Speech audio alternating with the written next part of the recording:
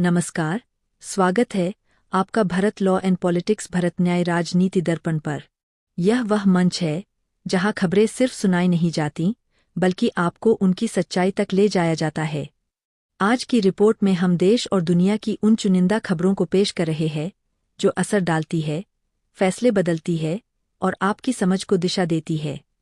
तथ्यों पर आधारित, बिना किसी शोर के, सिर्फ सच्चाई के साथ। चलिए शुरू करते हैं आज की सबसे महत्वपूर्ण ब्रेकिंग न्यूज़। एक भारतीय नौसेना का नया स्वदेशी युद्धपोत माहे कमीशन।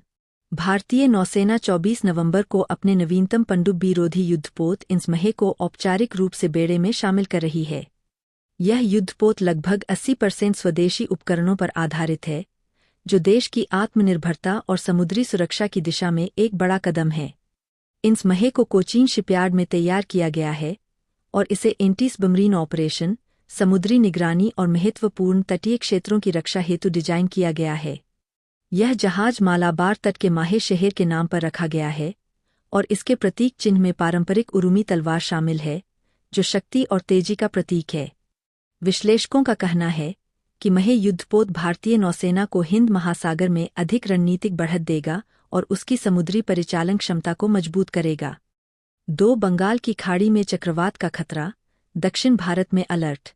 भारतीय मौसम विभाग (IMD) ने चेतावनी जारी की है कि बंगाल की खाड़ी में एक निम्नदाब का क्षेत्र विकास कर रहा है और वह अगले 48 घंटों में चक्रवात में बदल सकता है। यह सिस्टम तमिलनाडु, केरल, कर्नाटक और अंडमान निकोबार द्वीप समूह में भारी बारिश, तेज हवाओं और संभावित तटीय बाढ़ ला सकता है। स्थानीय प्रशासन ने मछुआरों को समुद्र पर यात्रा करने की सलाह दी है, जबकि आपदा प्रबंधन एजेंसियां हाई अलर्ट पर है। तटीय इलाकों में रहने वाले लोगों को सुरक्षित स्थानों पर जाने के निर्देश दिए गए हैं। विशेषज्ञों का कहना है कि अगर यह चक्रवात पश्चिम की ओर आगे बढ़ता है तो तटीय समुद्र का जल स्तर बढ़ने की संभावना है, जिससे स्थानीय बाढ़ और बिजली शांति प्रस्ताव पर जेनेवा में नई बातचीत। जेनेवा में अमेरिकी और यूक्रेनी प्रतिनिधियों के बीच एक विवादास्पद 28 बिंदु शांति मसौदे को लेकर गहन बातचीत हो रही है। प्रारंभ में यह मसौदा रूस के हितों की ओर अधिक झुका हुआ माना गया था, क्योंकि इसमें यूक्रेन की सैन्य शक्ति में कमी, कुछ क्षेत्रों का हस्तांतरण और नाटो से दूर रहने जैसी शर्तें थीं। लेकिन अब दोनों पक्ष इस प्रस्ताव में बदलाव करने की भावना जता रहे हैं, ताकि यह अधिक संतुलित और व्यवहार योग्य बने। यूरोपीय नेताओं ने योजना पर आलोचना की है, यह कहते हुए कि यूक्रेन की संप्रभुता और उसकी सुरक्षा को खतरा हो सकता है यदि सीमाओं में बल प्रयोग द्वारा बदलाव हो। यदि यह शांति प्रस्ताव लागू हुआ तो यह रूस यूक्रेन युद्ध का एक निर्णायक मोड़ हो सकता है। लेकिन दबाव यह है कि यूक्रेन जल्दी निर्णय ले और कई बिंदुओं पर अभी असहमति बनी हुई है। 4. बिहार में स्तनपान कराने वाली माताओं के दूध में यूरेनियम पाया गया। बिहार के 6 जिलों भोजपुर, समस्तीपुर, बेगूसराय, खगड़िया, कटिहार, नालंदा में किए गए एक अध्ययन में स्तनपान कराने वाली 40 माताओं के दूध में U-238 यूरेनियम की उपस्थिति पाई गई है। मात्रा 0 से 5.25 माइक्रोग्राम प्रति लीटर तक नजर आई। इस अध्ययन के अनुसार लगभग 70% शिशुओं में इस प्रकार के यूरेनियम एक्सपोजर से गैरकैंसर स्वास्थ्य जोखिम हो सकते हैं। हालांकि कुछ वैज्ञानिकों का तर्क है कि यह स्तर WHO द्वारा निर्धारित सुरक्षित सीमा से काफी नीचे है, इसलिए सार्वजनिक स्वास्थ्य में तत्काल दहशत की जरूरत नहीं हो सकती। इस मुद्दे ने पर्यावरण और स्वास्थ्य दोनों ही क्षेत्रों में सवाल खड़े कर दिए हैं, खासकर यह कि यह प्रदूषण स्रोत कहां से आ रहा है। विशेषज्ञों का मानना है कि प्रदूषित भूजल इसकी एक संभावना हो सकती है। राज्य सरकार और स्वास्थ्य विभाग मिलकर अब स्थिति की और जांच कर रहे हैं। 5. दिल्ली में बड़ी ड्रग्स कार्रवाई, 328 किलोग्राम मेथाम्फेटामाइन जब्त। दिल्ली पुलिस और NCB ने ऑपरेशन क्रिस्टल फोर्ट्रेस के तहत दक्षिण दिल्ली के छतरपुर इलाके में एक फ्लैट से 328.54 किलो मेथाम्फेटामाइन बरामद की है। इसकी अनुमानित कीमत लगभग 262 रुपये करोड़ है। यह भारत में सिंथेटिक ड्रग्स के सबसे बड़े मामलों में से एक माना जा रहा है।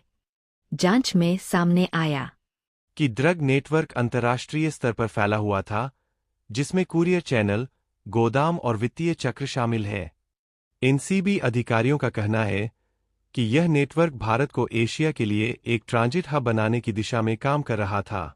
गृह मंत्रालय ने इस कार्रवाई की सराहना की है और इसे भारत के ड्रग मुक्त अभियान में एक मील का पत्थर बताया है। पुलिस अब नेटवर्क के मास्टरमाइंड की पहचान करने और आगे की गिरफ्तारी की दिशा में आगे बढ़ रही है। 6 नया मुख्य न्यायाधीश नियुक्त। जस्टिस सूर्यकांत की शपथ 24 नवंबर को। न्याय मंत्रालय ने यह घोषणा की है कि जस्टिस सूर्यकांत को भारत का 53वां मुख्य न्यायाधीश (CJI) नियुक्त किया गया है। उनकी शपथ 24 नवंबर को होगी। सूर्यकांत का न्यायिक करियर लंबा और सम्मानजनक रहा है। वे महत्वपूर्ण संवैधानिक मामलों में कई फैसले दे चुके हैं। अब जैसे जैसे न्यायिक मामले और लंबित मुकदमे बढ़ते जा रहे हैं, उनकी भूमिका और भी अहम होगी। कानून विशेषज्ञों के अनुसार उन्होंने तकनीक समर्थित न्याय प्रणाली को आगे बढ़ाने, लंबित मामलों की तेजी से सुनवाई सुनिश्चित करने और न्यायिक सुधारों पर काम करने की योजना बना सकते हैं। उनकी नियुक्ति भारतीय न्यायपालिका के लिए एक नए युग की शुरुआत का संकेत देती है। 7 G20 शिखर सम्मेलन में यूक्रेन शांति योजना को लेकर मतभेद। हाल ही में आयोजित G20 समिट में पश्चिमी नेताओं ने अमेरिका की यूक्रेन रूस शांति योजना पर खुलकर आपत्ति जताई है। उनकी राय है कि यह योजना, जैसा कि पहले प्रस्तुत किया गया था, रूस की ख्वाहिशों को बहुत अधिक प्राथमिकता देती है और यूक्रेन की संप्रभुता को कमजोर कर सकती है। जर्मनी, फ्रांस और अन्य यूरोपीय देश इस बात पर जोर दे रहे हैं कि किसी भी शांति प्रस्ताव को उस समय तक स्वीकार नहीं किया जाना चाहिए जब तक यूक्रेन की सीमाओं, सुरक्षा गारंटियों और सैन्य संरचना पर पर्याप्त गारंटी न हो।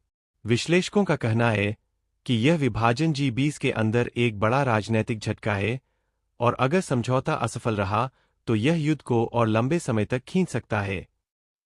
8 दिल्ली में प्रदूषण विरोधी प्रदर्शन। पुलिस ने मिर्च स्प्रे का इस्तेमाल किया। दिल्ली और NCR में बढ़ती हवा की जहरीली गुणवत्ता को लेकर लोगों में चिंता चरम पर है। आज प्रदूषण विरोधी समूहों ने सड़कों पर उतरकर प्रदर्शन किया है। उनका आरोप है कि सरकारी कदम अपर्याप्त है और जनता को बचाने में विफलता हो रही है। जब प्रदर्शनकारी इंडिया गेट की ओर बढ़े, तो पुलिस ने भीड़ को नियंत्रित करने के लिए मिर्च स्प्रे का सहारा लिया। इस कार्रवाई के कारण कई लोग असहज हो गए, आंखें जलने लगीं और कुछ को प्राथमिक चिकित्सा की जरूरत पड़ी। स्वास्थ्य विशेषज्ञों ने चेतावनी दी है कि यह सिर्फ प्रदूषण विरोधी प्रदर्शन नहीं है, बल्कि एक स्वास्थ्य आपातकाल है। उन्होंने सरकार से तत्काल और ठोस कदम उठाने की मांग की है ताकि हवा की गुणवत्ता सुधार सके और नागरिकों को सुरक्षित रखा जा सके। आप देख रहे थे Bharat law and politics, Bharat न्याय राजनीति दर्पण, जहां जानकारी को शोर नहीं, सटीकता की ताकत बनाकर पेश किया जाता है। आज की सभी खबरें तथ्य, निष्पक्षता और स्पष्टता के साथ आपके सामने रखी गईं। हमारी अगली रिपोर्ट में फिर मिलेंगे, नई जानकारियों और गहरी विश्लेषण के साथ। तब तक अपने आसपास की घटनाओं पर नजर रखें और सूचित रहें। धन्यवाद।